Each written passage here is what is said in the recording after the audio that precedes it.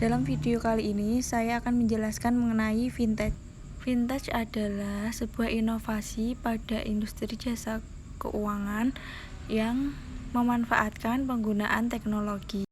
Jika Anda adalah salah satu orang yang melakukan pembayaran melalui ponsel, melakukan transfer uang melalui aplikasi, maka Anda adalah salah satu dari jutaan konsumen. Industri besar puluhan triliun rupiah bernama vintage. Teknologi finansial atau yang sering dikenal dengan istilah vintage adalah hasil dari kolaborasi dari teknologi dengan keuangan yang tentunya dapat mempermudah kita dalam melakukan beragam aktivitas finansial, mulai dari melakukan pembayaran kebutuhan sehari-hari, mendapatkan pinjaman, berinvestasi di beragam instrumen, hingga memberikan modal bagi masyarakat.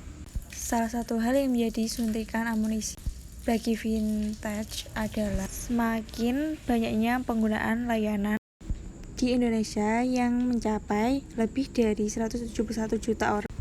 Hadirnya vintage ternyata dapat menolong 92 juta jiwa masyarakat Indonesia yang sama sekali belum tersentuh layanan finansial seperti perbankan. Hasilnya ada lebih dari 74 triliun rupiah penyaluran pinjaman terjadi melalui vintage. Industri vintage terus berlomba mencari perhatian konsumen. Salah satunya dengan berlomba untuk mendapatkan izin usaha. Jumlah vintage yang terdaftar dan terizin juga semakin meningkat setiap tahunnya.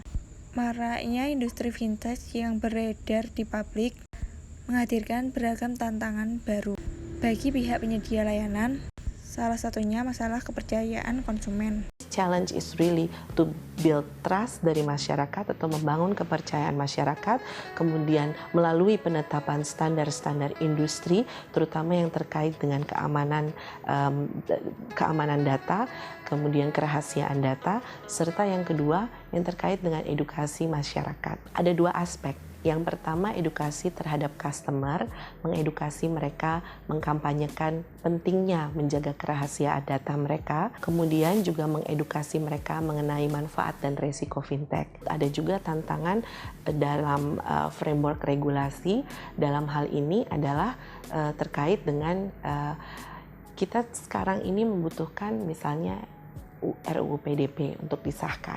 Jadi ada tantangan dari sisi kebutuhan regulasi yang mendukung.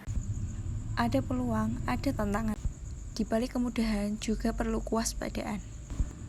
Salah satu hal yang sering diabaikan kita sebagai konsumen adalah asal memberikan tanda checklist setuju saat melakukan pendaftaran melalui aplikasi vintage.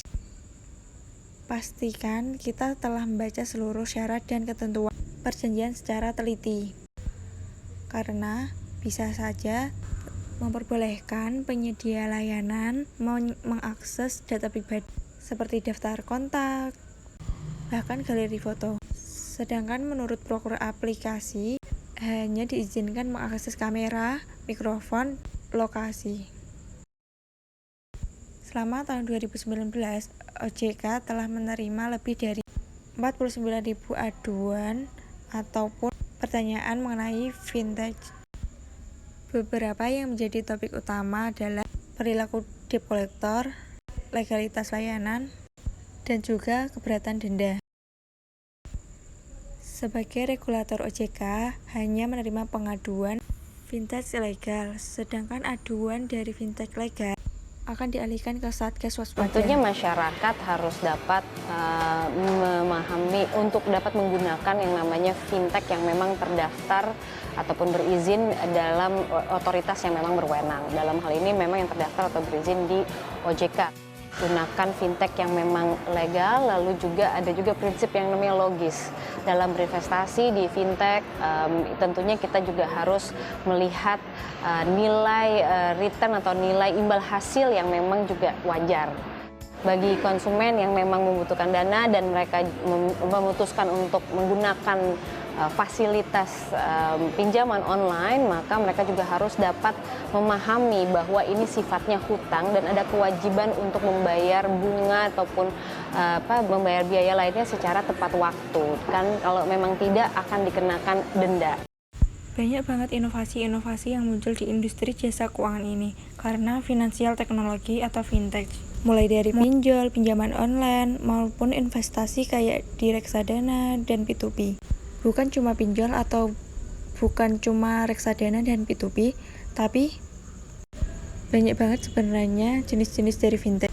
Kayak misal ada crowdfunding, ada juga kayak misalnya digital payment.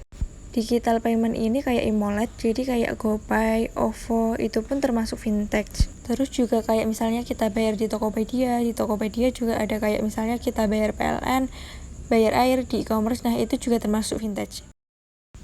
Perubahan digital selalu terjadi dengan cepat, tapi kecepatan tidak selalu disertai dengan kesempurnaan sistem. Jadi, siap tidak siap, masa depan keuangan ada di genggaman kita. Saya, Nismatul Mafariha, Universitas Muhammadiyah Surakarta, mengundurkan diri. Wassalamualaikum warahmatullahi wabarakatuh.